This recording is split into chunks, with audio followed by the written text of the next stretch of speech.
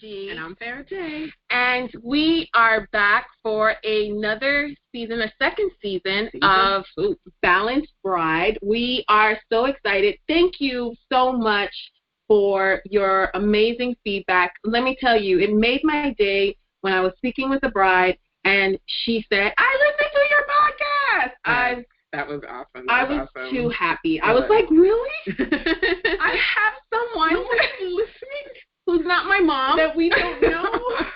I wanted to shed a tear. Girl. It felt really, really good. So thank y'all. And amongst other people, I mean, it was just weird hearing someone who I have no idea who this person is turn around and say, I listened to your podcast. You guys sound great. The information, the tips that you're giving us is amazing. I've been taking notes. I appreciate it. Keep doing what you're doing. Yes, I love it. So that was, that made my day. We're doing good work. We are serving the community, serving our people. Everyone's listening, and y'all are tuning in. So we appreciate it very much. We're so grateful to you. Yeah, so keep it going. Amen. Thank you. Okay, so this season we're going to be doing a little bit something different. We're definitely going to have guest speakers come on. Yes. To give you some variance and opinions and stuff like and that. Their perspective from where they see things in the industry. Exactly. As well as we're going to continue giving you amazing tips, updated tips, keeping you current with what's going on and everything like that in the wedding and event planning industry. So today we have never talked about this before, but I think it's important. Absolutely. We're going to be talking about questions you should ask your DJ. And we're going to be giving you stories and all that stuff about questions that you should ask your DJ. Ricky. If it sounds like that, then he's not a good DJ. Oh, gosh. So yeah, when we think about the wedding DJ, right, music is a very important part of life. But when it comes to the wedding, I think that the music sets the tone. Absolutely. It, gets everybody excited. It puts them in the mood, all that good stuff. And you want to make sure that whoever you're selecting, you absolutely love their music. You love the way that they DJ. You're not just getting this person because they're cheaper than the next person. And you're going to pay for it. Amen. You are. You will pay for it. If you're like,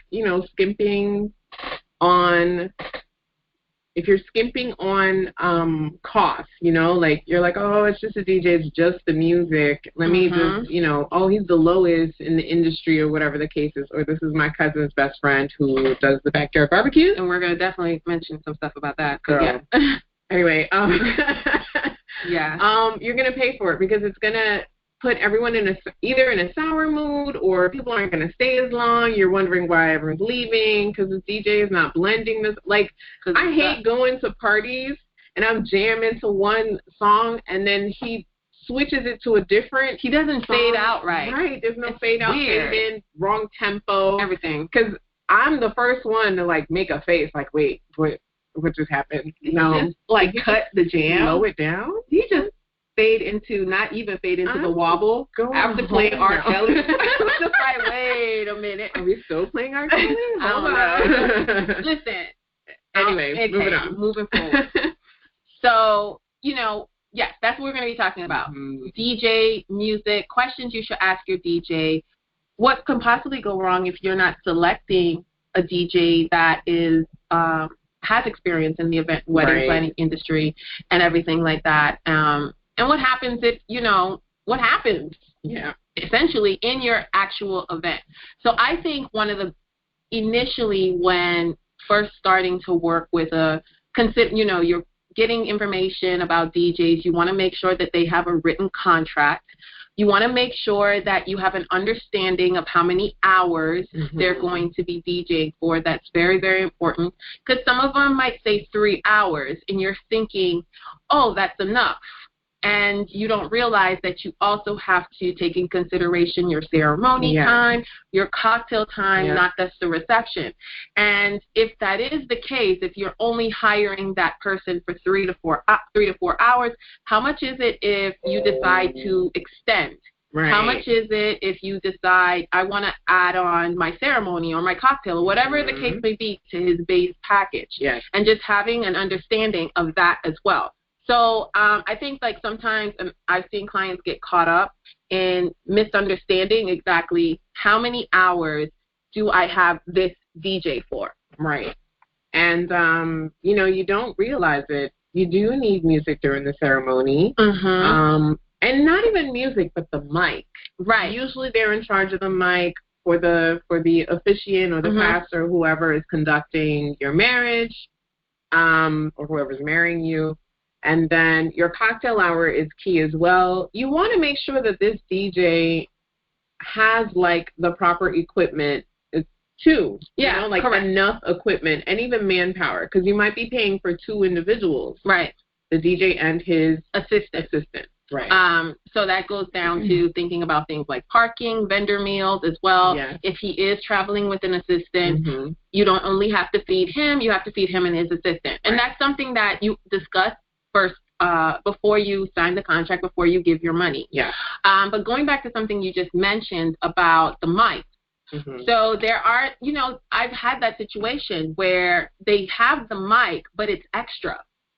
Oh, wow. Yeah, it's extra. Okay. And so, the client may have thought from the beginning that, hey, we're going to get the mic from the DJ. And he was like, yeah, that's a $120 rental. But we don't know that until maybe a few days before or maybe hours. Or a few hours or something like that. Or, what is he going to give you? Wireless versus an actual mic with a string. Yeah. Like, how does that work? And some DJs have it, others don't. Yeah. So here you're thinking like, oh, we're going to have a wireless mic. It's going to be great. No, he sets up a little podium thingy with this long-ass cord, and this is your mic. Good luck not tripping. Yeah, good luck not tripping and everything like that. So those are definitely things that you have to think about when it comes to your DJ, not to mention if he has never worked at the venue before, does he have all the power, cords, aux, whatever, all their little technical terms. And I've had that, we've had that experience before, where the DJ's like, hey, I'm missing a cord, do you have it? And I'm like, me? Right. What am I doing with the cord? What are you talking about? You should have the cord. The only cord I have is the one that's in my car. Yes, I do travel with an extension cord from time to time, but it's really my extension cord for my needs. My answer to your question is no. I do not travel with aux cords and everything like that, wireless mics coming out of my armpits. I don't have those things. So it's definitely questions that we need to make sure that we have an understanding of when we're looking at DJs and stuff like that. What else? So very, very important thing that you mentioned. When it comes to the venue, your DJ should definitely have open lines of communication with the venue for, they know what they're looking for. I need a auxiliary, blah, blah, blah, and a motherboard, whatever. I know I'm chopping it up, DJs. Y'all, you guys understand what I'm saying.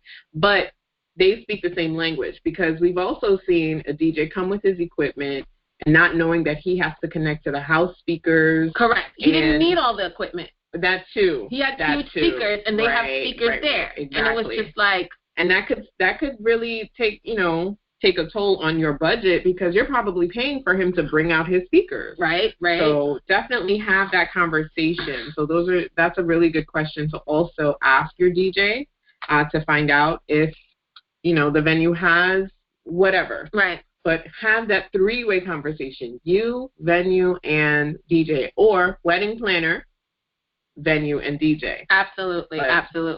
And I always ask, if clients hire us as full planners, then it's a little bit different versus if they hire us as a day of, then they may have hired the DJ on their own. And one of the questions I always want to know is your DJ a wedding DJ? Has your DJ actually done a wedding before? Right. Have they worked in this venue before? Those are like my top questions. if they haven't worked in the venue before, I want them to come and see the venue. Yes.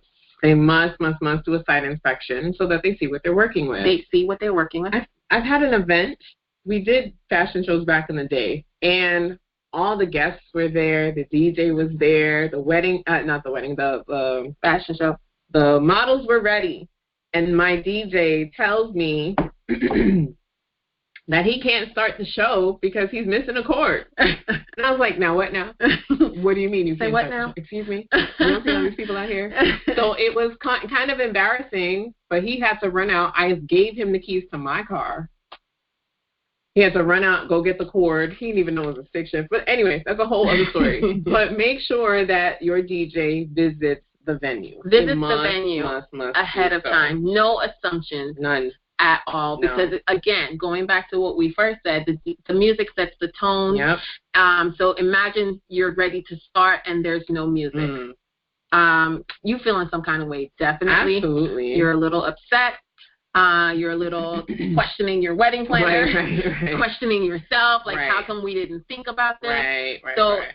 Word to the wise, if your DJ hasn't personally been to the venue, if he's never worked the venue before, encourage him.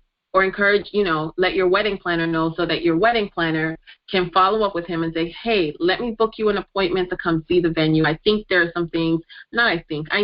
are some things that you might need to know before the day of the wedding. Now, another important tip, one of the questions that we encourage you to ask this DJ is, have you worked weddings before? Yes. This is key because weddings are not like parties. Yep. Definitely. You go to a party, DJ barely speaks. He's not saying anything. He's just mixing music and playing it. But at a wedding, and I'm sure you all have been to some, or you've seen them on TV, there's always an announcement. Here comes Simone and Derek. Here comes... You just put a man name on. His name is Derek. That's what's up. Here comes Farrah and so-and-so. Like your bridal party. So he has to know to do that. Yeah. We've had DJs that were too shy to speak. Yeah. I don't know how this person was a DJ, but, they came up to us as if we don't have enough things going on during the day of the wedding. They come up to us and say, so are you going to announce everybody? Now what now? Again. Say what now? Now what? Excuse me? I'm sorry. Did you pay for that? Did we miss something? I think I might start adding that. That's going to be a bonus. She can do it. I'm too busy to do it. I just am not interested at all. I love it. But I love to hear myself yes, they come up to us and ask us that question, and we're like, listen, no. That's your job. That is your job. But again, we've ran into situations, especially some of our day ofs and early on in our career as planners and everything like that, not asking those questions. Right. And then showing up the day of expecting, maybe our previous 2-3 events, the DJs were on point. And so we come to this one event and the DJ is like, I'm shy. I don't like how I sound on the mic. So you're going to have to announce. And we're just like, nope, we're not going to announce because we have a lot of other things going on.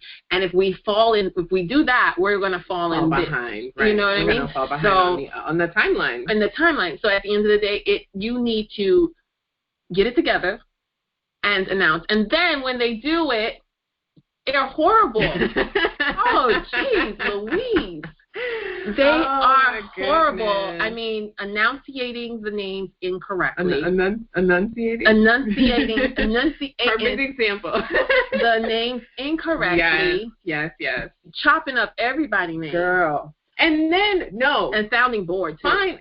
It's okay if you chop up the bridal party, but when you chop up the bride and groom, the people who hired and paid you and signed them checks to you, that's a big no-no. Yeah. I'm going to need for y'all, DJs, I love y'all. I love you guys because DJs make the world go round, because music makes the world go round. But ask your bridal your clients, who hired you, to send you a voice note of everyone's name. Yep. How about that? That's a nice little tip for our DJs and for whoever's listening. Send a voice note of everyone's name in the order so that they can hear it, practice it. Yeah. Because there's one thing that I hate. It's one of my pet peeves as a planner. We have everyone lined up, and the music is playing, and everyone's kind of restless because cocktail hour is done, Everyone's had a bunch of drinks and a few bites in their stomach. They're ready for everyone to come in so dinner can start. And here comes the DJ. Okay, so who is Consuelo? Like what? Shaniqua? What? Did we not tell you? Flat burger. Like too flat. Get yourself together. So please, we need that part to be on point. Definitely, right? definitely. Key. Please know how. Another thing. So this is to DJs. We love them. We love you, DJs. We do. But there has been professionalism is everything, and we have to remain professional at all times. I love to turn up personally. Absolutely. But I do not turn up at my weddings where I am hired. I'm working. I can't. It's my job. Yes. So, this goes to my DJs who love to have a drink or two or three or four. And I mean, they got stacks of cups. Girl, we had a DJ stack 'em up. Like, that was the nickname for him for the night. DJ Stack'em. And he just got these cups. He just, with alcohol, vodka, Hennessy, whatever it was that he wanted to drink. Yeah. Him and his assistant. They were both going to town. Oh, what about the DJ who came with the dancers that were not the dancers? They were cool.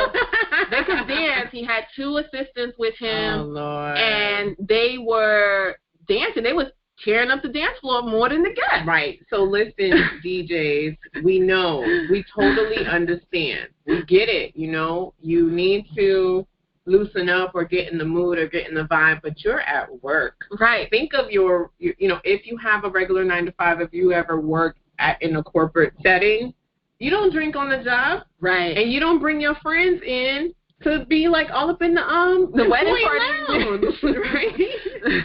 So just be very mindful and respectful of that. Like, it's frowned upon. And it doesn't just look bad on your part, it looks bad on our part. Everyone. So when we come to you and say, get your people, don't get in your feelings. Yeah. We've had DJs kind of like get emotional. Right. Turn their noses up to us. They write a letter later on saying how we didn't have to be so uptight. I'm like, dude. Listen, we do. Because we're working for paying clients. Yeah. So, and guests, the party, the client base in general, they don't want, I hate to say it this way, they don't want the help mixing with their event. Right. Okay? I'm paying you to be here. Right. Not paying you to dance. Not to dance. Unless I hired dancers. Right. But they were unofficial hired. Granted, they knew what they were doing. Point, right?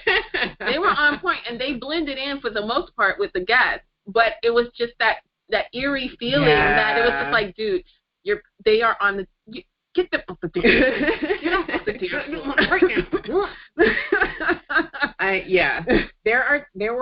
There were weddings where I like to scan the crowd. I like to look at the head players. We're talking mother of the bride, father of the bride, mother of the groom, father of the groom, even a distant relative. When they make that face, yes, it's like red alert, yeah. No, something is wrong. So I'm like the additional eyes and ears for Simone at Out of Box weddings and events. And I try to I'm also a Virgo, very nitpicky. Yes. Very particular. Like, I will sit and fix somebody's tie. Like, listen, you serving these hors d'oeuvres, come hither. We need to make sure you look right. Right. So, it says a lot for the service that you're providing as a planner, as a DJ, as a network of professionals doing what we do in this industry. Yeah. Because it's very fickle, Like, any day now, someone could be like, oh, my wedding was fantastic. And then the very next day, I don't like how... Like, oh they God. were always at the bar, right? Or that he had his help was dancing there as well, right. Or that the planner didn't do anything about it, right. So yes, day of everyone's a little inebriated, intoxicated, and they're happy, right? And then when they sit and think about it, it's just like I didn't like this, I didn't like this, I didn't like that. So it's just important that we always are on our P's and Q's, and we remain as professional as possible. So back to, things that you should ask your DJ, of course, about a written contract. Have you been at the venue before? Right. Is your date available? Right. Another thing that we have, I've run into definitely was is the person I'm meeting today at this meeting, the same person that will be DJing my wedding.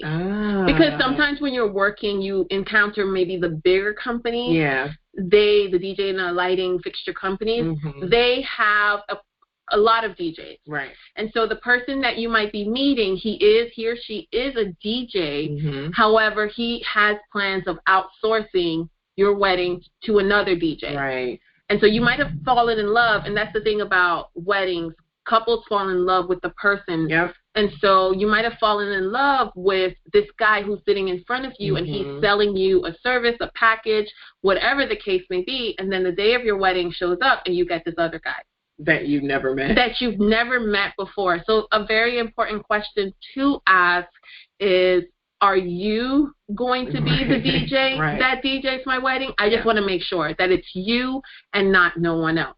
Absolutely. That is very, very essential. All of this is relationship building. We know networking. We know how it is. Like, who you are is who the person falls in love with. So when, the next person shows up, it's like, who's this guy? Yeah. And to my big DJ companies, I totally understand you're running a business and it's a service and this is how you do it. But we also need you to vet your DJs, because we had one guy show up. I wasn't at this wedding, but I heard about it. Yes. So the guy shows up, and he was not great. No. At all. No, he wasn't. He looked bored. The teacher guy. Yeah. He was a nice guy. Yes. He was obviously outsourced from another, with a company that's bigger, like they have a big DJ company, and he's being outsourced. So they call him in maybe the day before and say, hey, you got a job. Right. And he shows up for the job, my wedding. So he's there, and they have like this stage, and he has his DJ equipment and everything set up on the stage, and he's DJing, and the music he DJed actually fairly well. Okay. Playing the music and everything.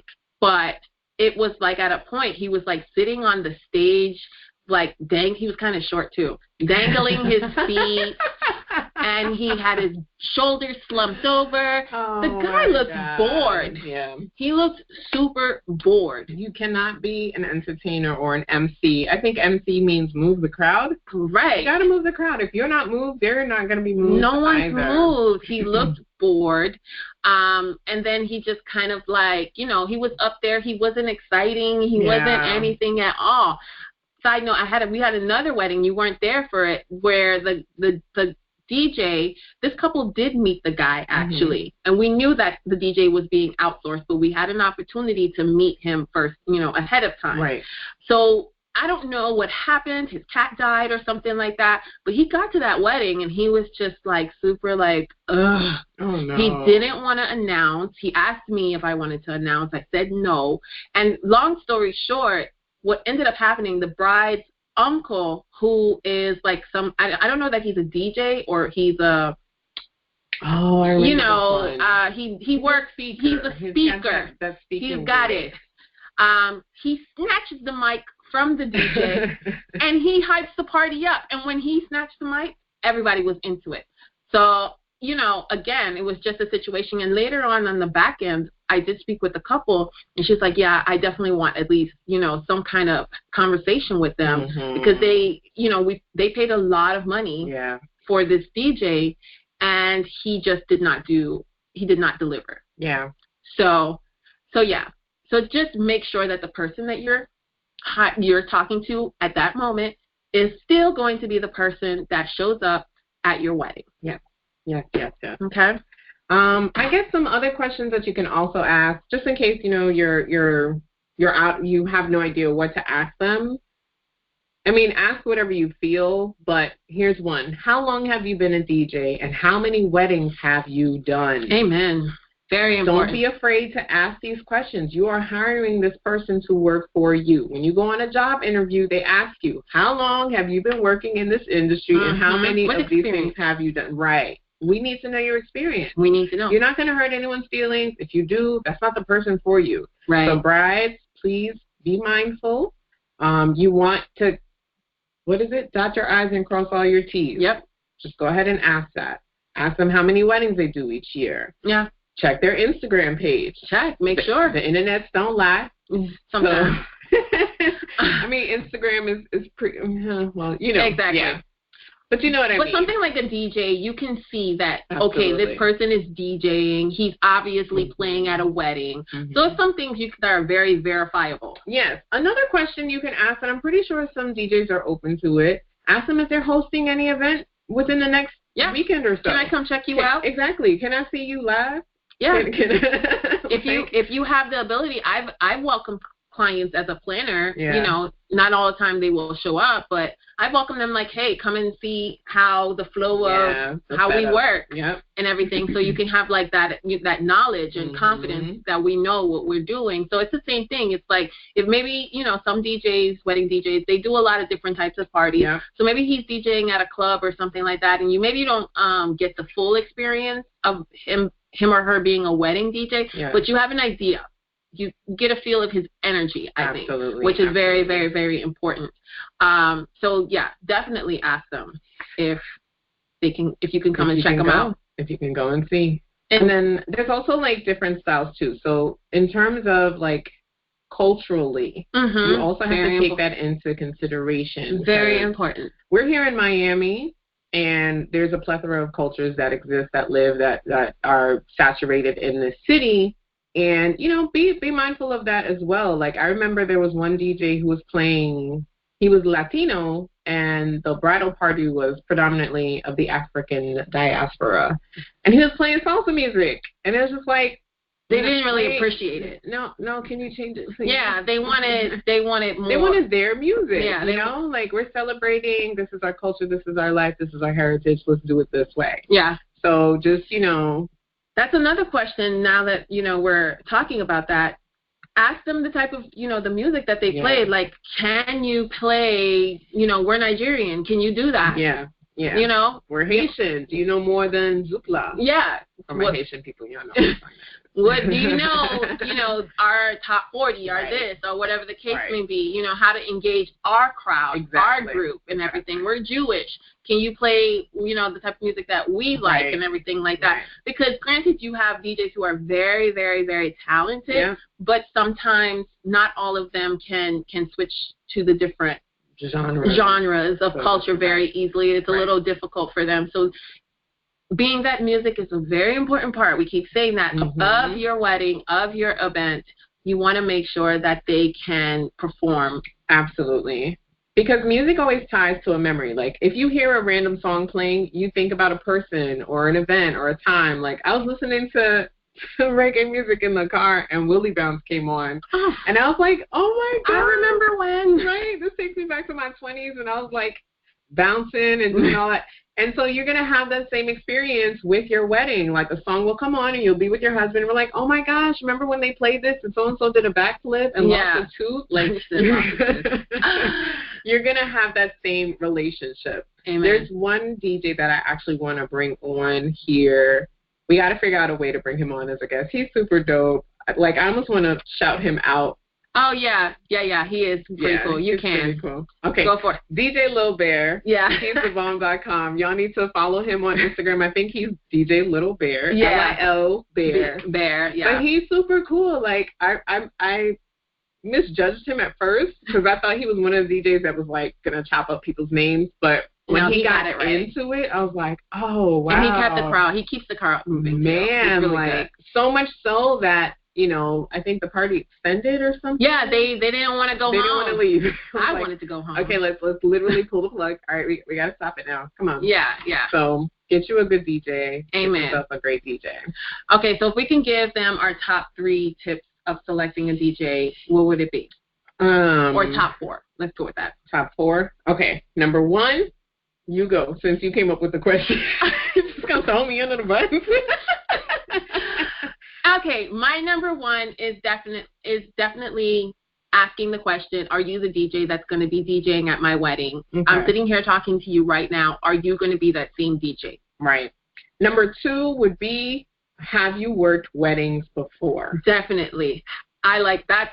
Yeah, that would have been my second one too. But since you took that, I'm going to go with off a written contract and understanding how many hours they are including in the service that you are getting. Yeah. How many hours and how many people? How many hours, how many people they're coming with them. And now that you say that, all the different things that are included, because sometimes they include lighting, fog, dancing in the clouds, and having that understanding of those different services as well, and all that good stuff. So those are my 2.